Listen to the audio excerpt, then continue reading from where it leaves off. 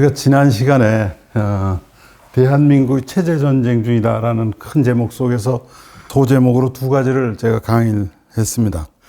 하나는 국가 정체성과 헌법 이념이 어떤 관계에 있느냐, 거기에 따라서 반국가 세력이라는 것이 어떤 게 있는가 하는 걸 설명했고요. 두 번째는 대한민국 헌법상의 통치구조, 소위 상권분립과 견제균형이라는 게 어떻게 되어 있느냐, 이것이 부정되면 결국은 자유민주주의의 체제 부정이 되는 거죠.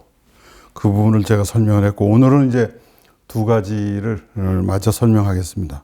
대한민국의 그 정체성이라고 하는 자유민주주의 시장경제 체제를 부정하는 그 세력 속에는 우리가 흔히 반국가 세력이라고 이렇게 표현을 합니다만, 그 배후에는 소위 그 세계 패권 전략을 노리는 중국 공산당 세력이 있다. 이거 사실은 과거에는 우리가 크게 깨닫지 못했던 부분이거든요.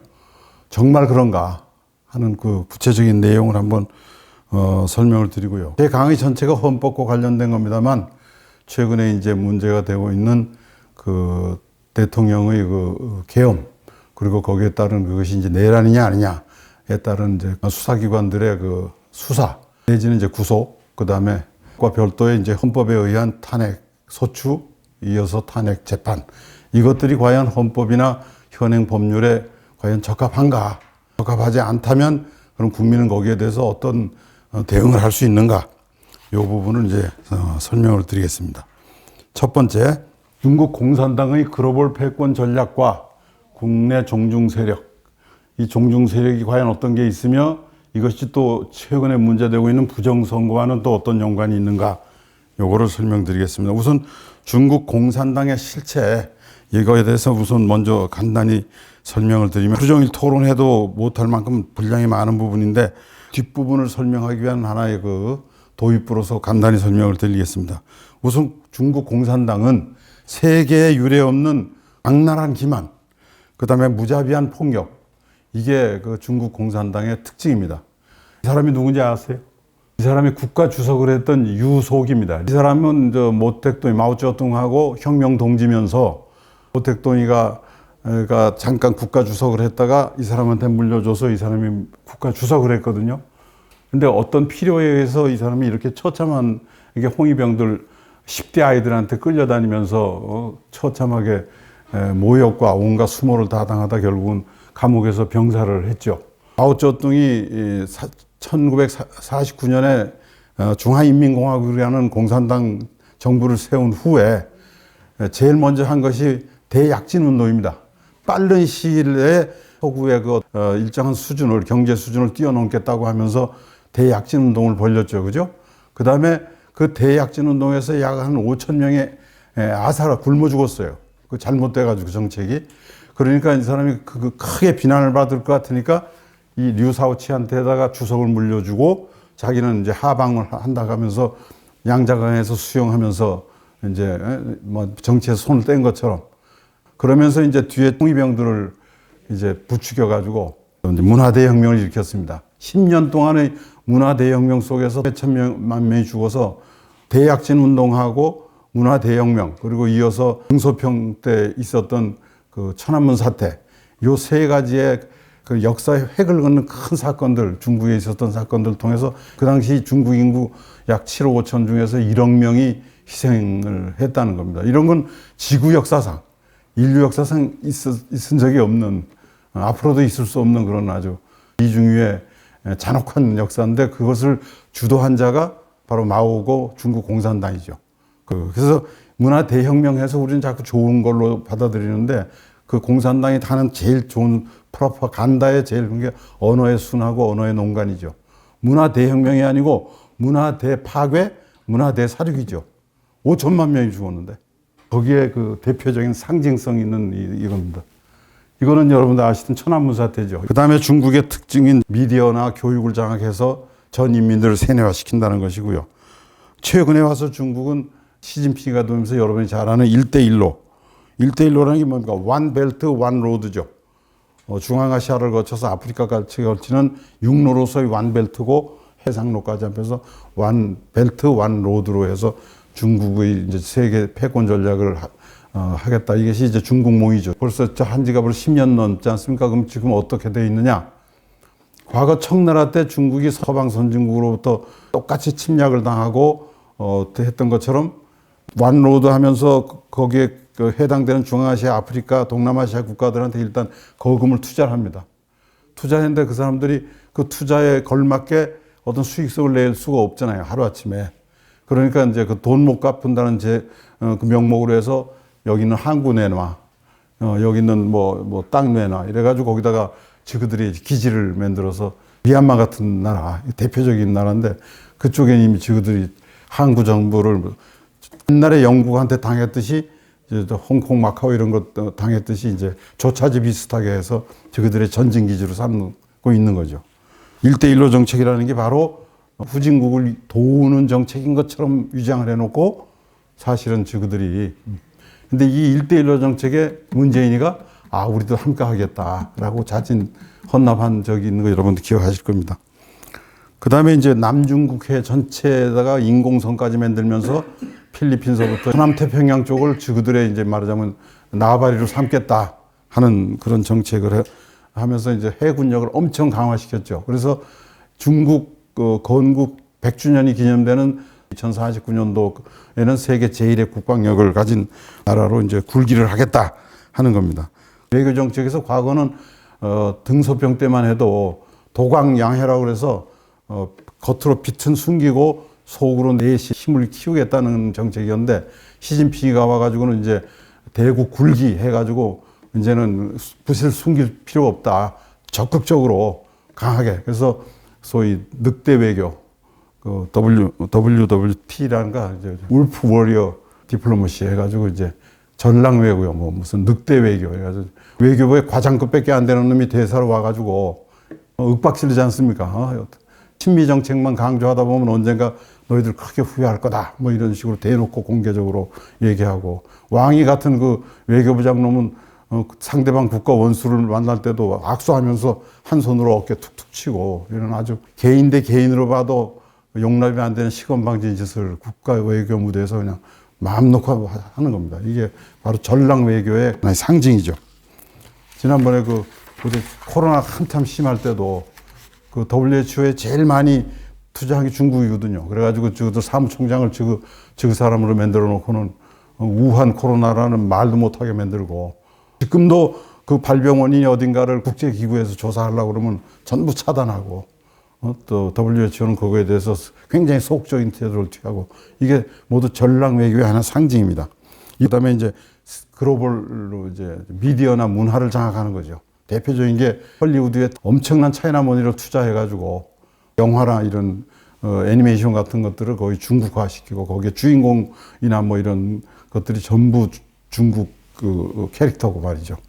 그 다음에 이제 어느 정도 저들이 살이 찌워지고 자신이 생겼으니까 이제 마지막으로 하는 게 그 나라의 정책에 개입하는데 정책에 개입하기 위해서는 그 자기들 편이 그 안에 공무원들이 많아야 될 거 아닙니까? 정치인들이.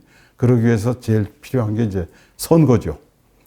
그래서 대표적으로 중후진국 선거는 말할 것도 없고 예컨대 캐나다 같은 거, 호주 같은 나라 같이 선진국에도 선거에 개입하면서 지금 캐나다 같은 경우는 캐나다 그 연방 수사국이 지금 수사하고 있지 않습니까? 열 몇 개 지역구로 중국인들이 이제 친중 사람들을 당선시키는데 중국이 개입했다라는 혐의를 가지고 이제 지금 하고 있는 겁니다. 중국은 지금 최근에 얼마 전에 우리가 잘 개념이 좀 낯선 하이브리드 전쟁이라는 얘기를 윤 대통령도 최후변론에서 그런 말을 한 적이 있고 이제 언론에도 가끔 보도가 되어 있는데 하이브리드 전쟁이 바로 그겁니다.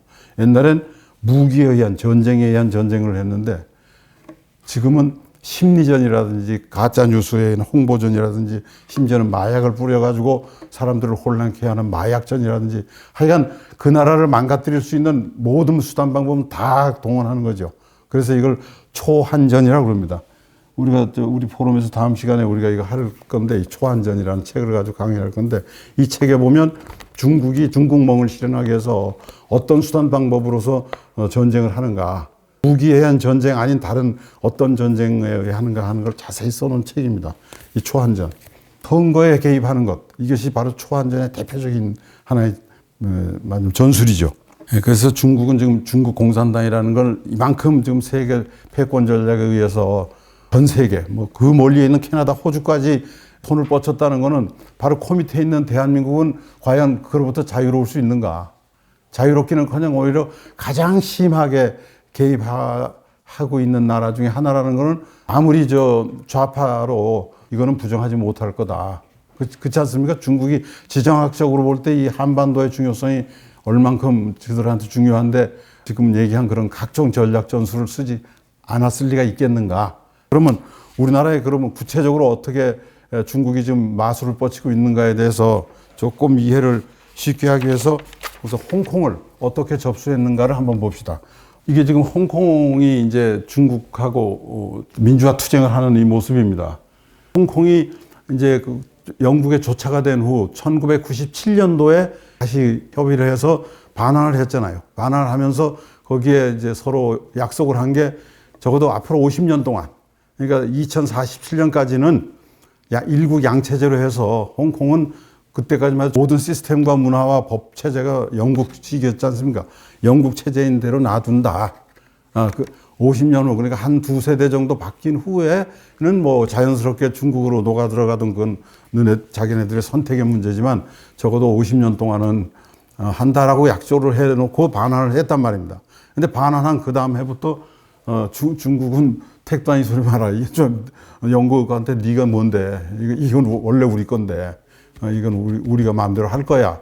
라고 하는데 약 한 700만 되는 홍콩 거주민들이 갑작스럽게 이걸 중국화하면은 엄청난 반발이 오고 경제적인 심각한 문제가 생길 테니까 이거를 부지불식간에 해라. 부지불식간에. 예. 그래서 그 부지불식간에 하는 홍콩의 중국화 전략, 속국화 전략의 8단계로 그걸 합니다.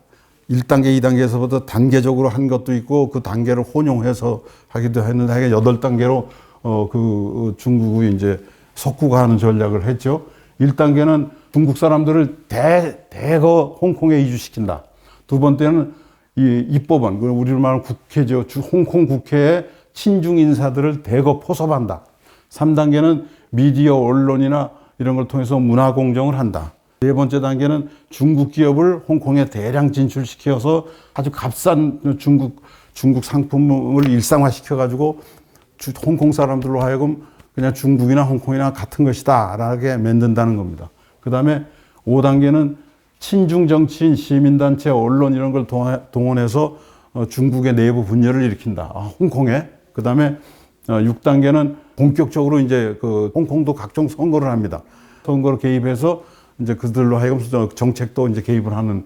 그 다음에 반영, 영국에 관한 그 여러 가지 이제 문화라든가 이런 것에 대한 반영 정서를 이제 일으켜가지고 결국은 7단계에서는 하나의 중국, 하나의 민족이란 프레임을 확대하면서 스스로 홍콩이 스스로 우리가 따로 있을 필요가 뭐 있는가.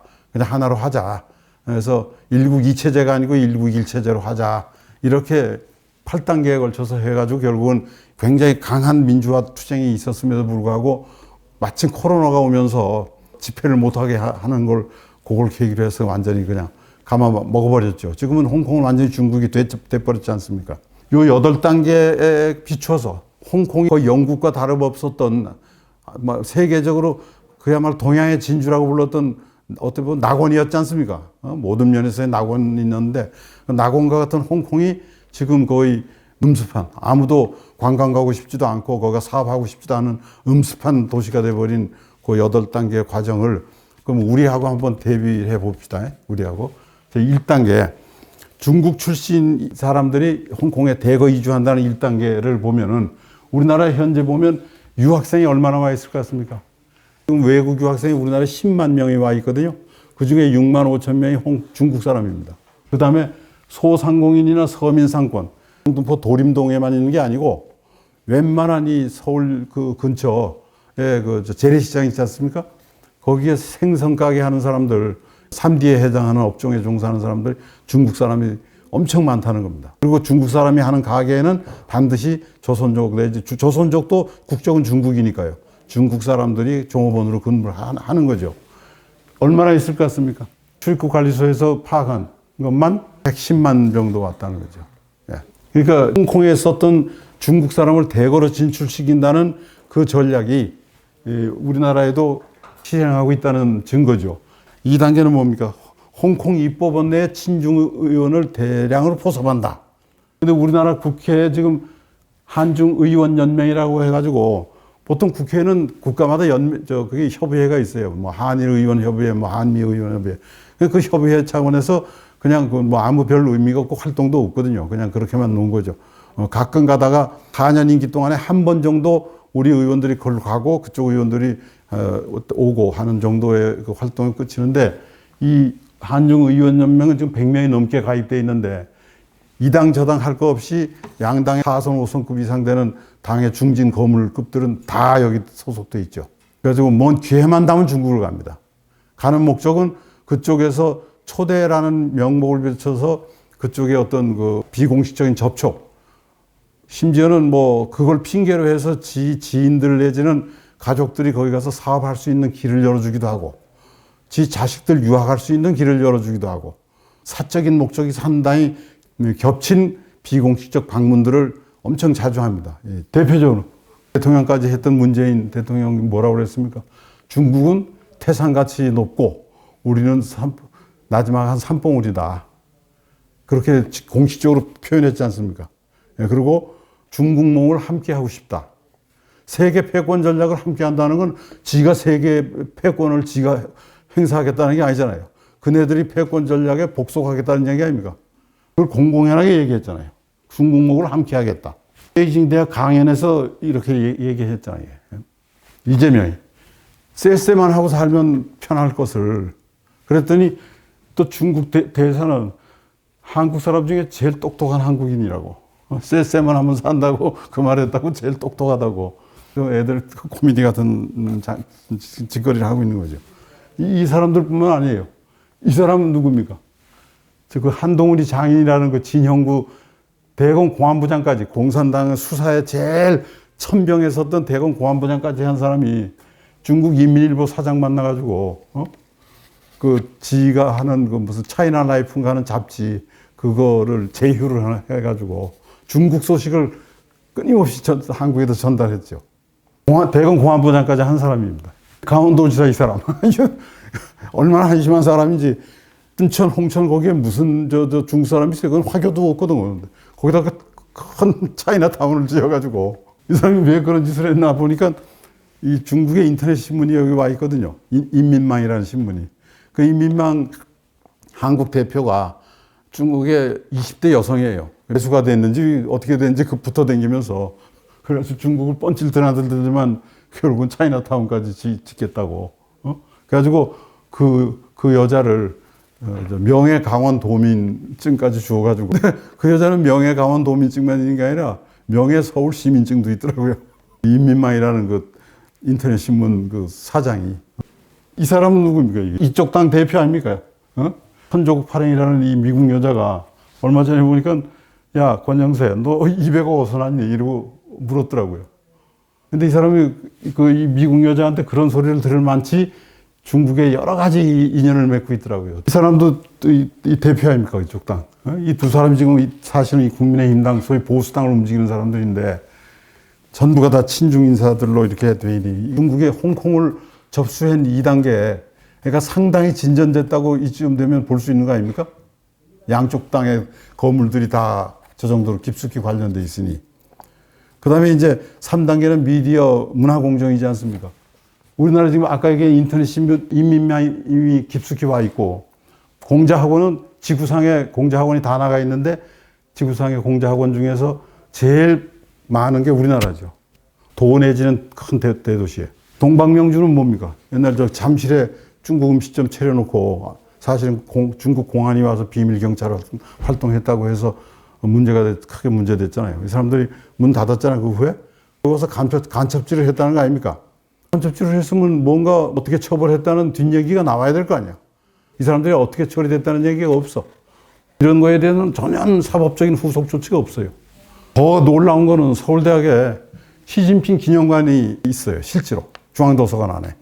엄청나게 큽니다. 서울대학교 안에 어떤 우리나라 대통령이나 서방 선진국 대통령들을 기념할 만한 것도 없는데 시진핑이 기념관이 서울대학교 안에 있다는 게 독자적인 일은 공간이 말이죠. 중국 관련 책 한 10,000권 진열해 놓고. 불과 얼마 전에 만든 거예요, 이거. 그래놓고 서울대학 총장이라는 자는 중국에 가서 또 그거 좋다고 가서 붉은 깃발 뒤에다 세워놓고 악수하고 있고. 이 정도 됐으면 문화공정이 얼만큼 진척된지 아시겠죠? 문화공정이. 그 다음에 이제 4단계가 뭐였습니까? 중국 기업을 대량으로 진출하고 중국산 상품을 물량 공세를 한다. 뭐 중국 물건 뭐 좋네. 페무 알리하는 이런 플랫폼 가지고 지금 어마어마하게 중국의 싼 물건들이 지금 특히 젊은 세대들의 손에 통해서 들어오고 있지 않습니까? 그 다음에 5단계로 사회 분열을 조장한다. 우마오당이라는 거 들어보셨나요? 우마오당. 우마오가 50센트더라고요. 댓글 하나 써놓는데 50센트 준답니다. 댓글 말하자면 부대죠. 그게 전 세계 한 4천만 정도 있다고 하버드 대학 교수가 분석을 했는데 그 중에 상당수가 한국에 있다는 거죠. 우마오당이. 그래서 저자들을 댓글하고 가짜뉴스로 엄청나게 양산을 하고 있는 거죠. 요즘에도 보면 댓글 이런 거 잘 찾는 사람들은 보니까 댓글이 요건 중국 놈이다 라는 거 다 찾아내더라고요. 그래서 이제 결국은 이쯤 되니까 이제 서서히 한국의 정책에 개입하고 이제 선거에 개입하는 겁니다. 홍콩에서 했던 그대로죠. 늑대 의견 말할 것도 없고 이거 AWEB 많이 들어보셨죠? Association of World Election Body 해가지고 세계 그 선거 협의회인가 뭐 이런 걸 만들어서 중국하고 한국이 중심이 돼서 만든 겁니다. 사무실은 인천에 있고요. 이 본부가. 그래서 저 개수기 그 선거 기계 만들어서 후진국에다가 지원해 준 거죠. 선거에 도움되라고. 근데 그거 받아서 선거한 사람 전부 부정선거가 돼가지고 심지어는 뭐 콩고 같은 데는 완전히 뒤집혀졌고 키르기스탄도 완전히 뒤집혀졌고 끊임없이 분쟁이 나고 이렇게 됐죠. 롯데 사드 부지 요거는 사드를 성주에다가 설치를 할 때 중국이 극력 반대했지 않습니까? 뭐 산불 정책까지 만들어 놓고 롯데가 성주 골프장이거든요, 그게. 근데 그 위치가 가장 이제 그걸 설치하기 좋다고 해서 거기다 이제 했는데 롯데는 사실 그걸 1,000억 넘겨 들여서 그걸 만든 골프장인데 군에다가 사드 부지에 쓰라고 줄 수가 없잖아요. 근데 정부에서 필요하다니까 어차피 주었더니 중국 외교부 과장쯤 되는 놈이 대사관 참사관 되는 놈하고 둘이 하루는 말이죠. 롯데 그 고위 간부를 불러서 음식점에서 앉혀놓고 호주머니도 이런 거 하나 꺼내서 이렇게 주더래요. 근데 읽어보니까 누구 골프장을 왜 사드 부지에 줬느냐? 우리 못하겠다고 소송이라도 걸어라. 안 하면 중국에 있는 너희들 그 롯데 관련된 그 유통 백화점 같은 거 그거 각오해라. 그래서 그 롯데 간부가 아니 그거는 국가 대 국가의 외교적인 문제인데 그걸 외교부나 정부에다 대고 얘기해야지 당신이 무슨 자격으로 또 나는 무슨 자격으로 나한테 그런 얘기를 하냐. 내가 주었냐 그걸. 그랬더니 네 나라는 자유민주국가 아니냐. 그러니까 못 주겠다고 나잡아지고 소송이라도 걸어라.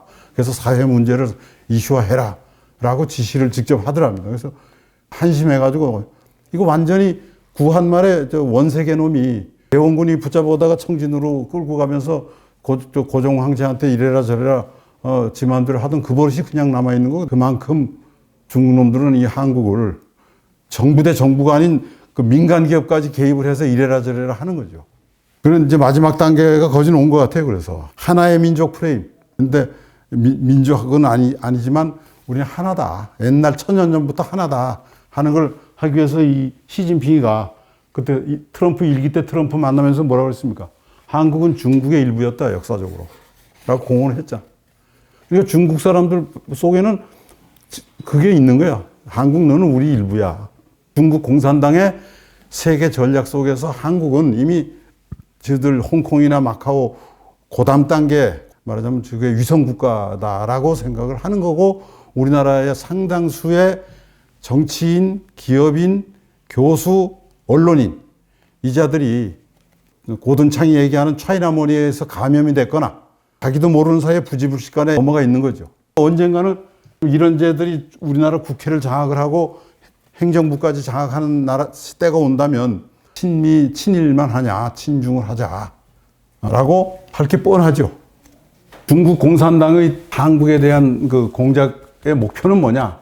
결국은 중국무의 실현입니다.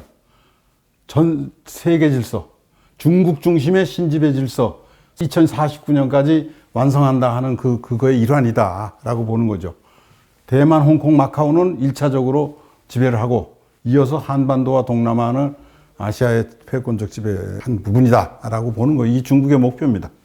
그러면 우리나라에 있는 이 반국가 세력들은 얼마만큼 스스로 중국의 이 정책에 호응하고 있고 넘어가 있는가를 몇 가지만 사례를 보면, 윤 대통령이 계엄했을 때 그 탄핵 소추 사유 중에 뭐가 있습니까? 왜 윤 대통령은 집권한 후에 한미일 협력만 강조하고 왜 중국을 적대시했느냐? 이게 탄핵 사유야. 이 사유가 헌법 또는 법률에 어디에 위반됩니까? 미국, 일본과 거의 같은 수준으로 중국하고 가까워라라고 헌법이나 법률이 있어요? 탄핵은 헌법과 법률에 위반된 때만 하는 건데, 계엄하고 이거하고 무슨 관계인데 이걸 탄핵 사유로 집어넣느냐 이 말이야. 200명 정족수가 못 채워서 이게 무산됐잖아요. 그러니까 어머뜨거라 한 거야. 그리고 바로 요걸 가지고 미국 조야에서 문제를 삼으니까 이자들이 그 2차 탄핵 결의할 땐 요거 살짝 뺐죠. 근데 뺀 건 나중 문제고, 그 자들이 머릿속에는 중국과 가까워야 된다는 게 너무너무 꽉 차 있는 거야. 그러니까 은연중에 나오는 거죠. 이게 헌법 위반, 법률 위반이 아니라는 것도 미처 생각 못 하고. 그 다음에 두 번째, 간첩죄.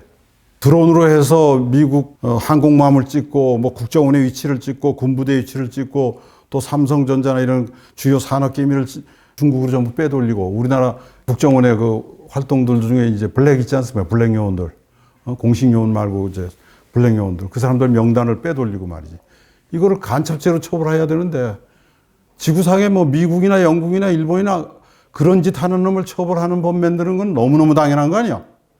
근데 우리나라에서만 유독 간첩죄를 개정하자. 왜 개정이냐면, 지금도 간첩죄가 있는데 지금 간첩죄는 북한에 대해서 그런 짓을 한 것만 간첩이거든요.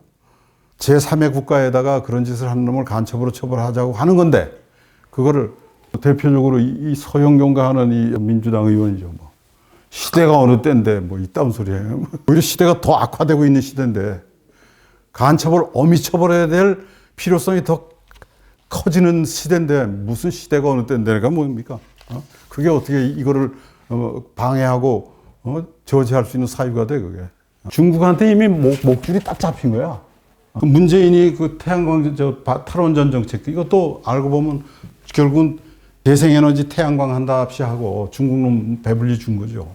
그리고 우리나라 원자력 생태계를 다 망가뜨려가지고 결국은 중국이 세계 원자력 시장에서 주도권을 잡을 수 있도록 도운 거죠. 더 나아가서는 원자 무기하고도 연결이 되기도 하지만 말이죠. 그러니까 이 정도로 심각합니다. 그러면 이것들을 제어해야 될 국가기관 중에 제1차적으로 해야 되는 게 어디입니까? 국정원 아닙니까? 근데 국정원은 간첩죄 수사 권한을 경찰을 넘겨라. 경찰이 넘겨받았잖아요. 대중국 간첩죄는 처벌할 규정도 없지만 그런 정보 활동도 이제 못하게 생겼단 말이에요. 국정원은. 그럼 경찰은 그걸 넘겨받으면서 그 공안 기능을 굉장히 강화해야 되고, 능력 있는 공안 그 요원들을 배포로 선발을 해야 될 거 아닙니까? 근데 그런 기미는 전혀 안 보여. 전혀 안 보고 오히려 거꾸로 이 사람들 뭐 같아요? 난 이게 처음에 민노총 뭔 줄 알았어. 그 사람이 경찰 직장 협의회라고 해서 중견 간부들이, 이런 사람들이 직장 협의회를 만들어가지고 윤 정부의 여러 가지 정책에 대해서 거부를 하고, 이건 경찰청장인데 중국 가서 중앙공안부장한테, 중국 경찰청장이죠, 공안부장한테 가서 뻘건기 세워놓고 앉아가지고 우리 인적 교류 자주 합시다. 그거에 의해서 일정한 숫자를 뽑아가지고 하먼이라고 있죠, 저 홍콩 옆에 있는 도시. 거기에다가 연수를 보내요.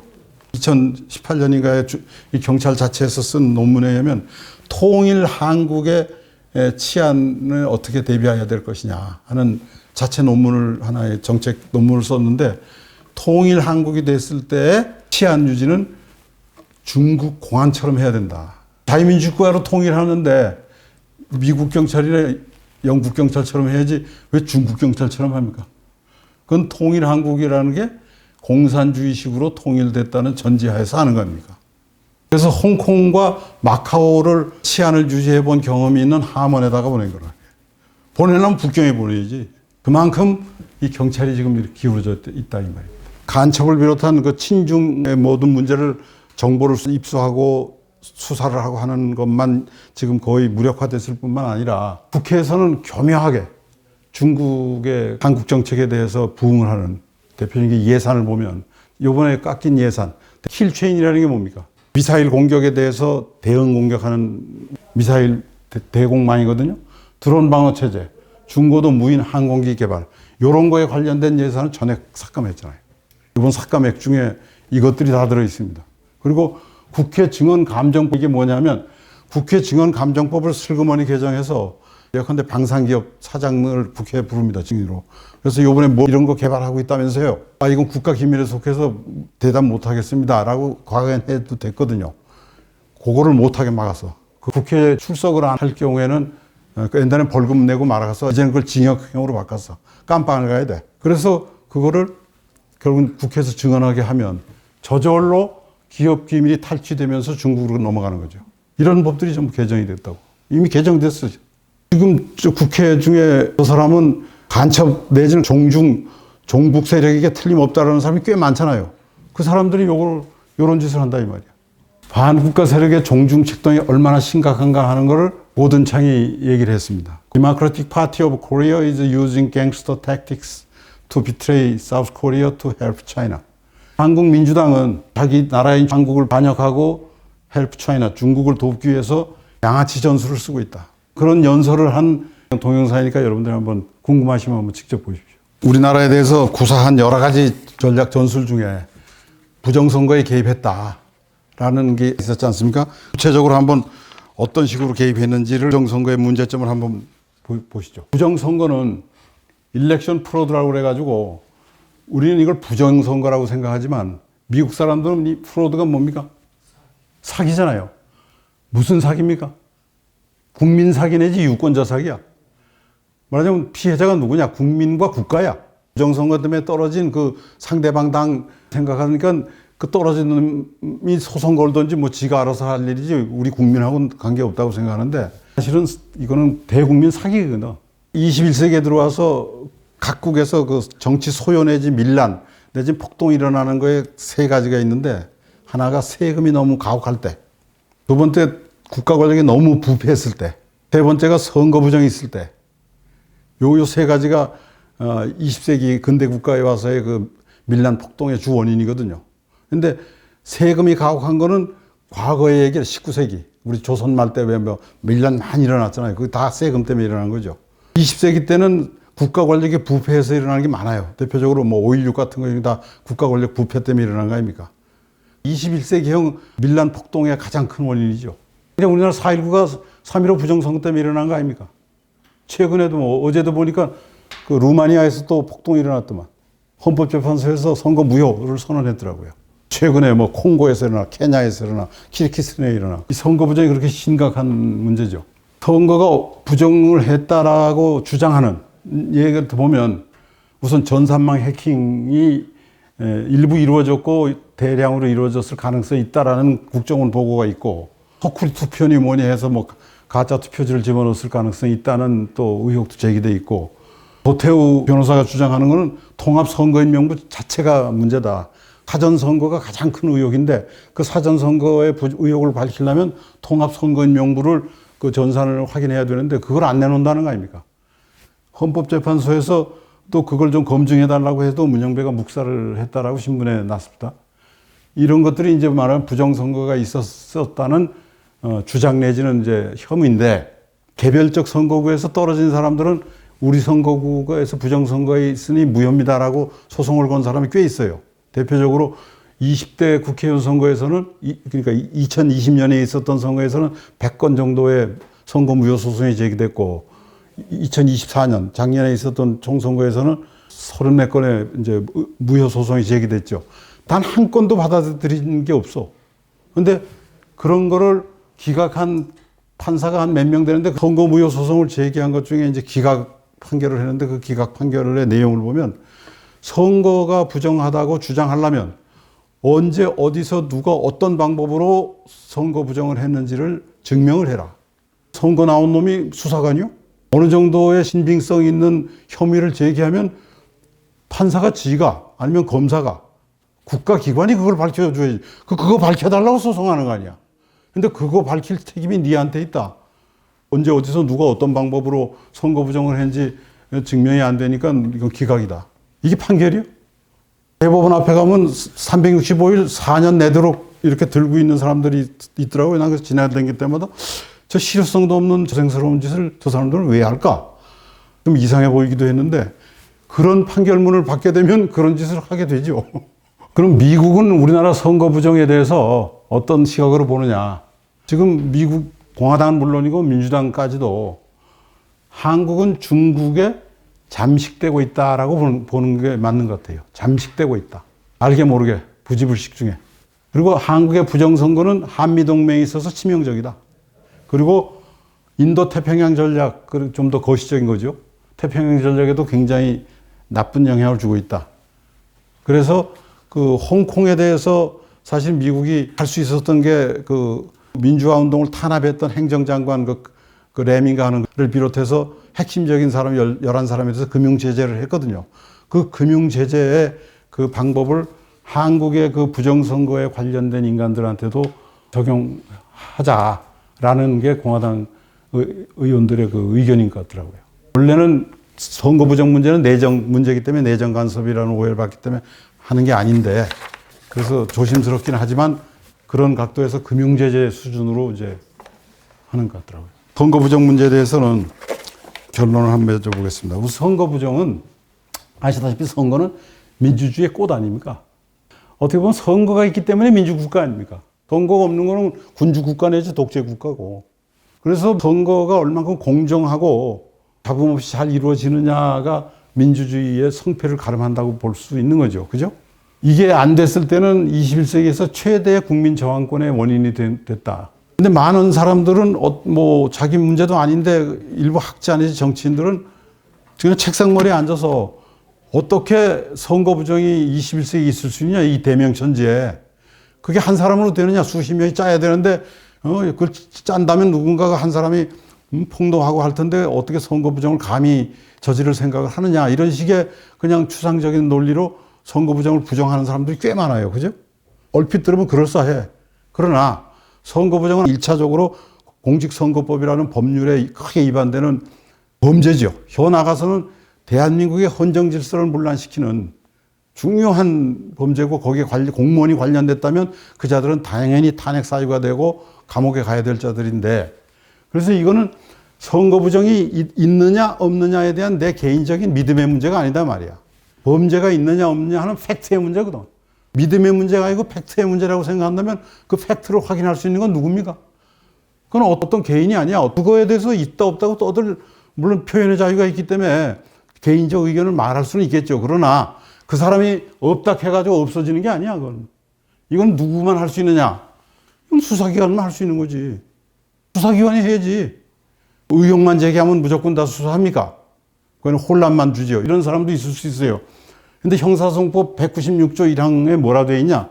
검사는 범죄 혐의가 있다고 사료되는 때에는, 생각되는 때에는 범인하고 범죄 사실과 증거를 수사한다. 할 수 있다가 아니라 수사한다야. 검사의 존재 이유야, 이게. 그리고 이 똑같은 규정이 경찰한테도 적용된다고. 아까 얘기한 그 4-5가지 얘기만 가져도 범죄 혐의가 있다고 사료. 여기 해당되는 거 아니에요.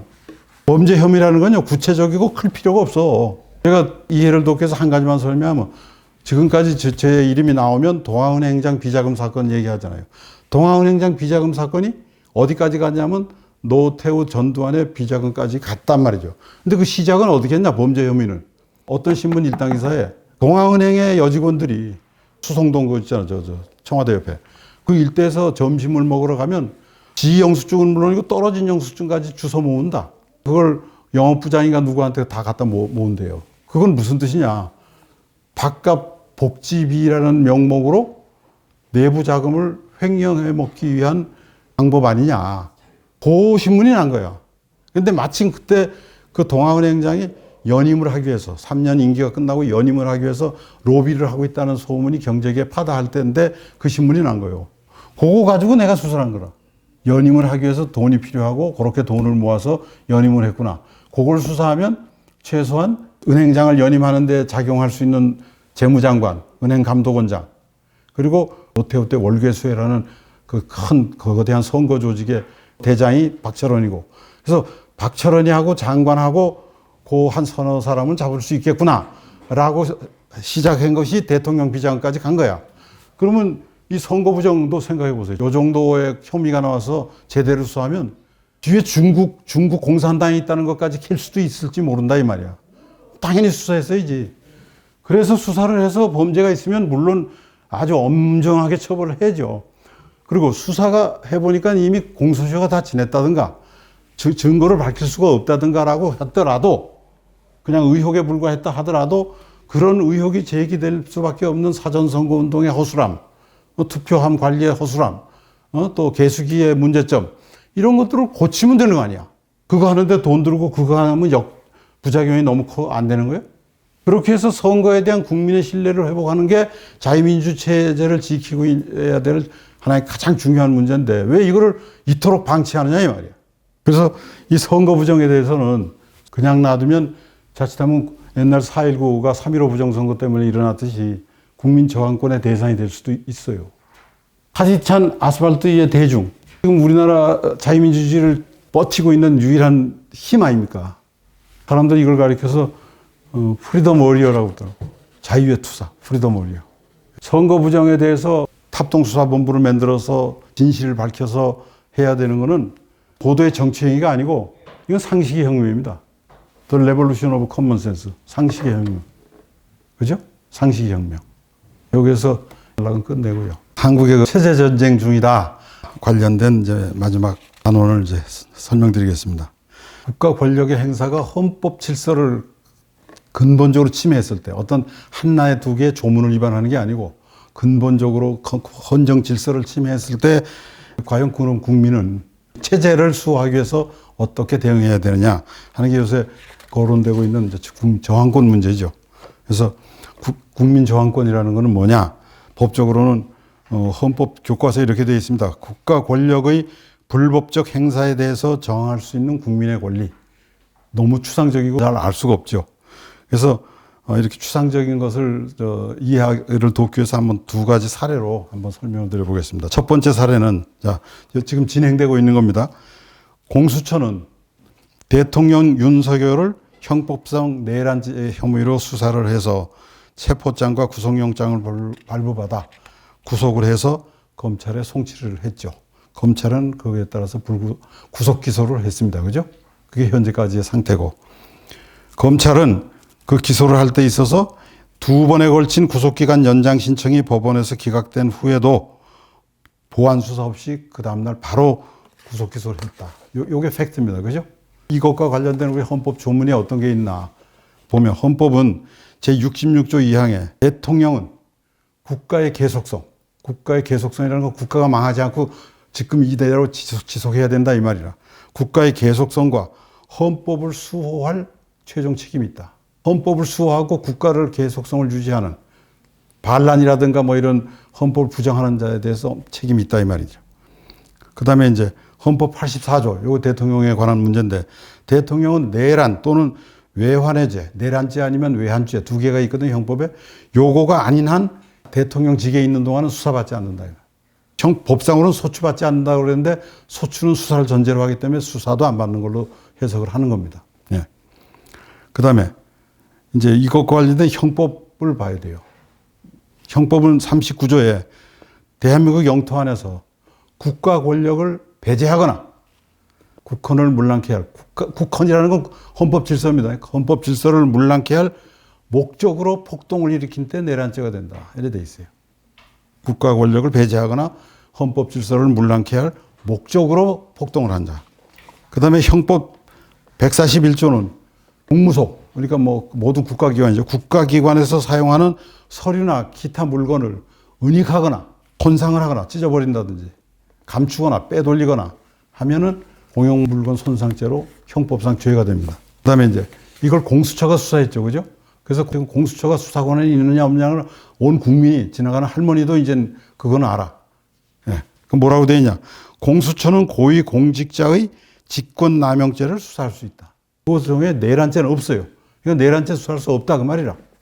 그랬는데 공수처가 내란죄로 수사를 해서 영장을 발부받아서 검찰로 넘겼잖아요. 거기에 대해서 공수처는 뭐라고 얘기하냐? 내가 수사 권한이 있는 직권남용죄로 수사를 하다 보니까 직권남용 수준이 아니네. 내란이네.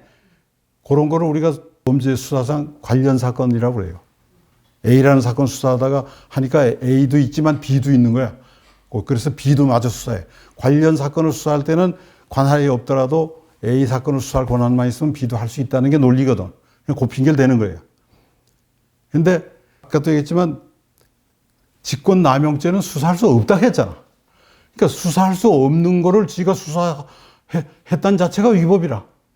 하다가 보니까 여기 있어서 요거에 권한이 있는 것처럼 지금 사기를 치는데 애당초에 수사 권한이 있는 거는 현직 대통령은 수사 못 한다 이 말이야. 직권남용죄는.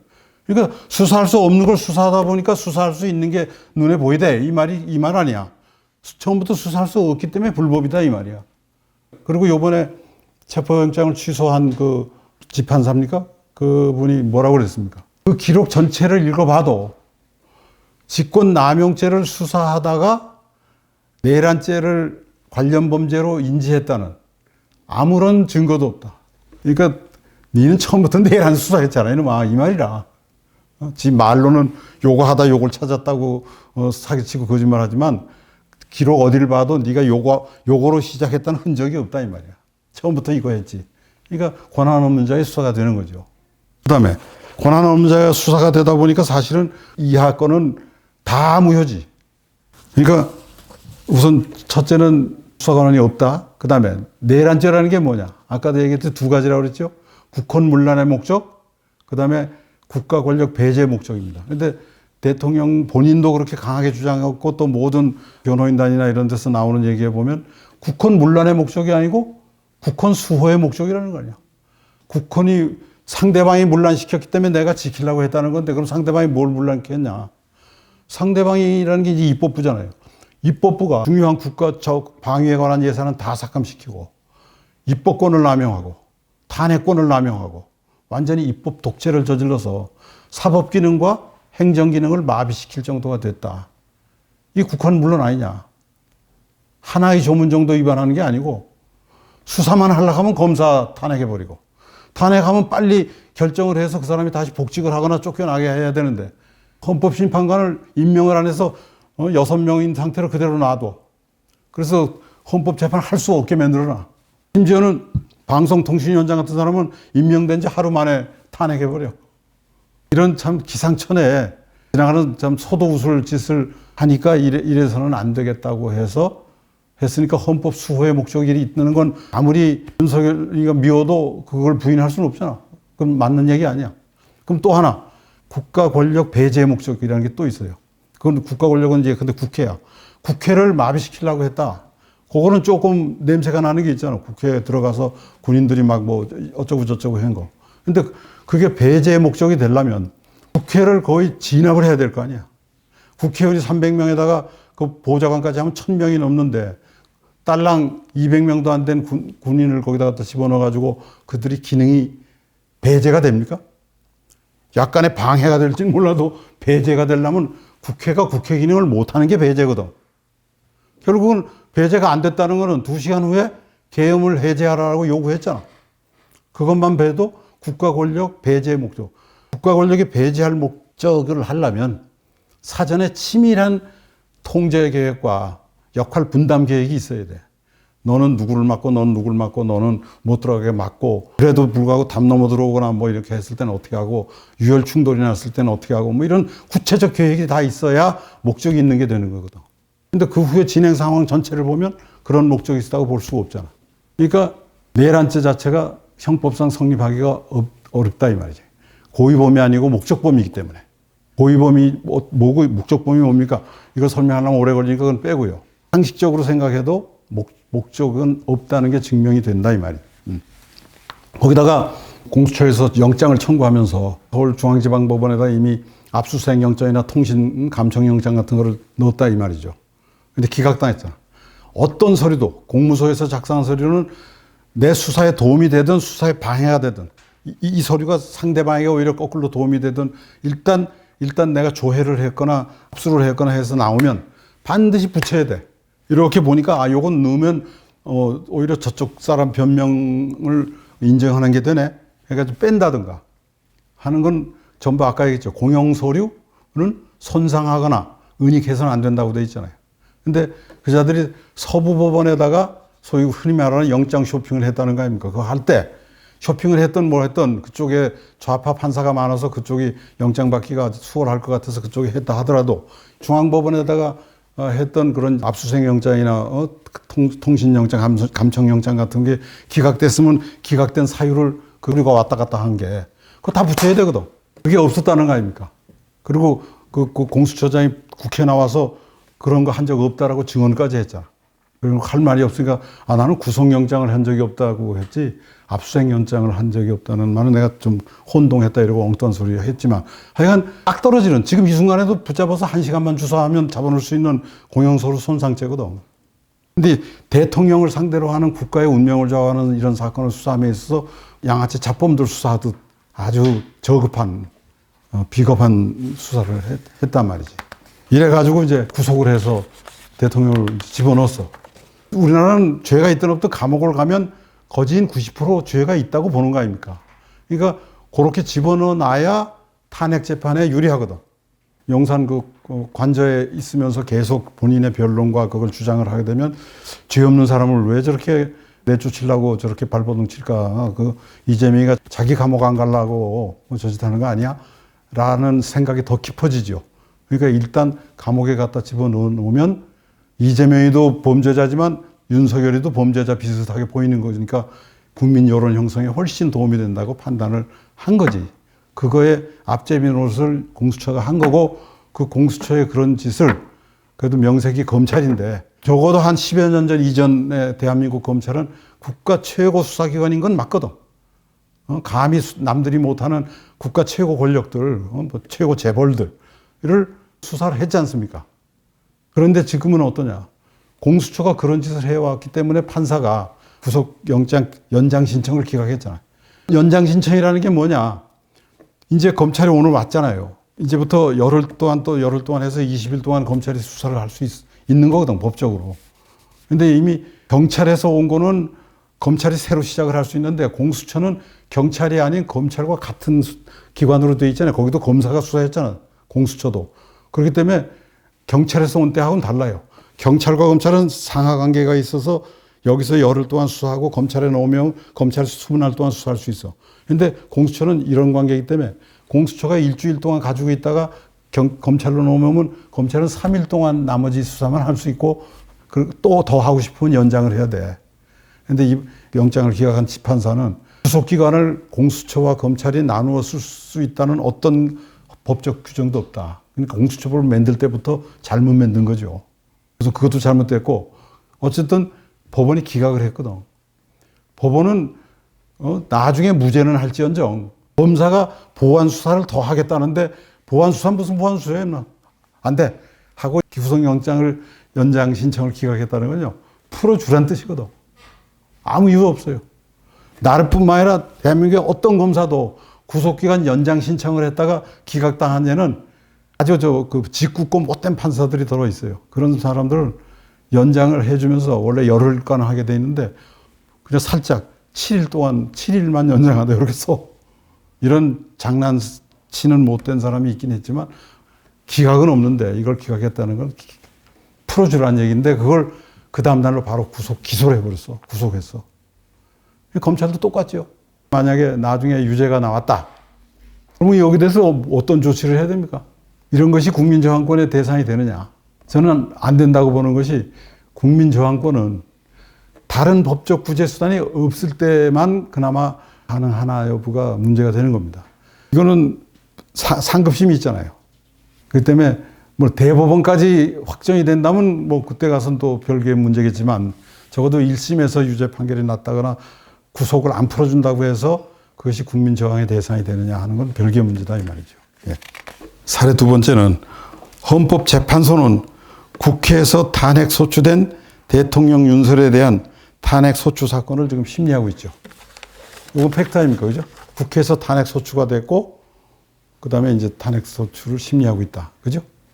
이거에 관련된 이제 법을 봅시다. 헌법 27조 1항은 모든 국민은 법률에 의한 재판을 받을 권리가 있다. 이건 국민의 기본권입니다. 법률에 의한 재판입니다. 근데 그는 구체적으로 무엇을 의미하냐? 적법 절차에 따른 공정한 재판을 받을 권리가 있다, 그 말이라. 법률이라는 뜻은 그냥 법률이 아니고 적법 절차, 듀 프로세스를 얘기합니다. 적법 절차에 따른 공정한 재판을 받을 권리가 있는 거야. 그 다음에 헌법재판소법 4조는 재판관은 헌법과 법률에 의해서 양심에 따라 독립해서 심판한다. 헌법과 법률과 양심 세 가지만 작용해야 돼. 본인의 정치적 성향, 인생관, 철학. 나는 우리 사회가 너무 자유가 넘치는 나라야. 약간 국가 통제가 필요해. 사회주의적인 경제가 필요해. 이런 자기의 이데올로기적인 성향은 반영돼서는 안 된다는 뜻이거든. 헌법과 법률이잖아요. 우리 헌법은 엄연하게 자유민주주의와 시장경제를 핵심 골간으로 하는 헌법이거든. 그리고 개인적 양심과 직업인의 양심이 충돌할 때는 어느 양심에 따르라고 돼 있어요. 개인적 양심은 버리고 직업인으로서의 양심을 가지고 판단하라, 그 말이거든. 그 다음에 헌법재판소법 24조 3항은 이렇게 돼 있어요. 재판관에게 공정한 심판을 기대하기 어려운 사정이 있을 경우에는 내 스스로가 지금 헌법에 대해서 난 동의하기 어려워 라는 양심이 있다면 기피하라, 이 말이야. 그 다음에 그 헌법재판소법 30조는 탄핵 심판은 일반 재판과 똑같이 구두변론에만, 서면에 의하는 게 아니고 구두변론에 의하게 됐어요. 어떤 증인이 나왔으면 탄핵소추, 검찰 쪽이 이제 국회 아닙니까? 지금 탄핵소추가 국회에서 했으니까. 국회 쪽에서 뭐 이렇게 한 적 있죠? 라고 이제 물어서 그 사람이 예, 있습니다 하면 이제 이쪽에서도 말로, 구두로. 무슨 소리야, 지금? 너 그때 나한테 전화 받았다고? 전화번호 내놔봐. 내가 당신 전화번호도 없는데. 이렇게 그 사람의 말을 다툴 수 있다는 게 구두로. 남들이 다 보는 데서. 그게 구두변론의 원칙이거든. 32조는 재판, 소추 또는 수사 중인 사건 기록, 탄핵의 대상이 된 사건, 지금 내란죄 아닙니까? 그 내란죄에 대한 재판 또는 수사 기록은 송부받지 못한다라고 되어 있어요. 기록을 복사해서 신청받지 못한다고 되어 있어요. 왜냐하면 그건 아직 그 수사 기록성에는 엉터리가 너무 많을 거거든. 검사한테 유리한 쪽만 잔뜩 모아놨을 거니까. 그리고 이쪽은 그 사람이 무슨 말 했는지도 몰라. 그러니까 그 반론을 제기할 여지도 없어. 그거를 저끼리 몰래 갖다가 복사해서 보면 일방적인 게 되잖아. 그래서 기록을 복사해서 가지 못한다고 돼 있다고. 그 밖에도 여러 가지 조항이에요. 근데 재판 기일을 지정하는 거. 재판관이 지 맘대로 지정하면 안 돼. 왜냐면 저쪽 준비를 해야 되니까.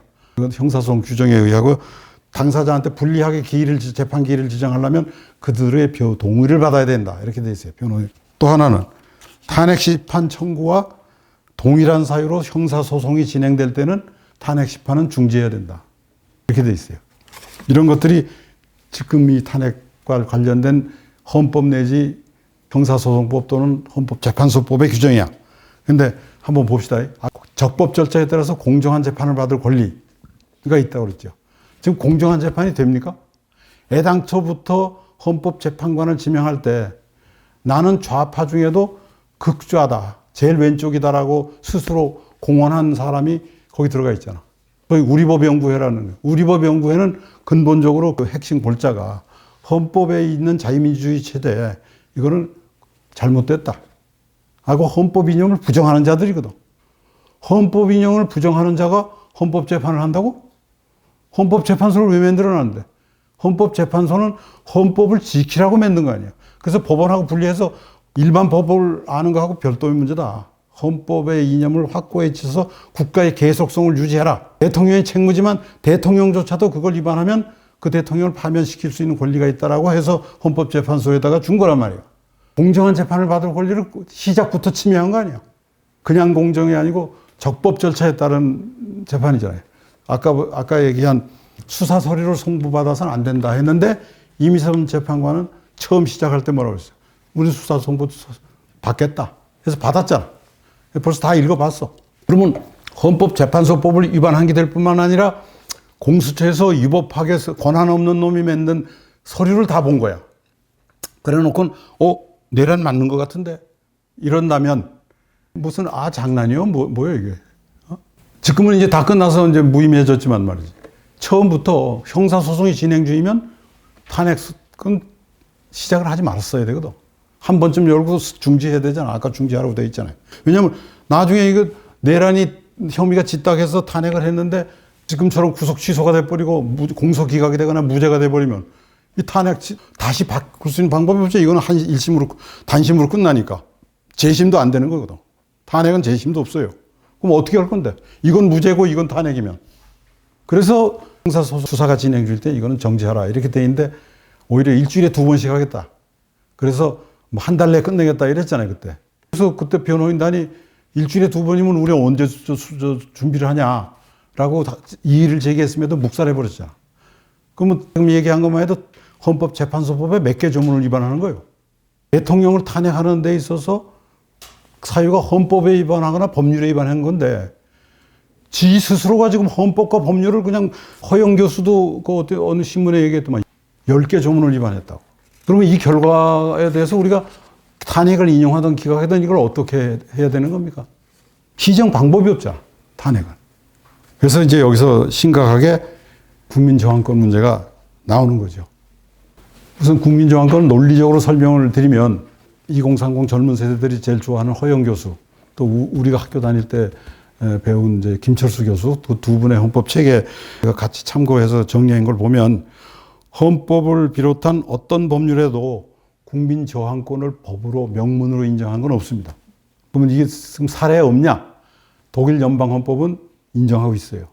국가기관이 헌법을 침해할 때는 국민은 저항할 수 있다. 이렇게. 왜냐하면 나치가 출연했던 거에 대한 악몽이 있기 때문에 그런 겁니다.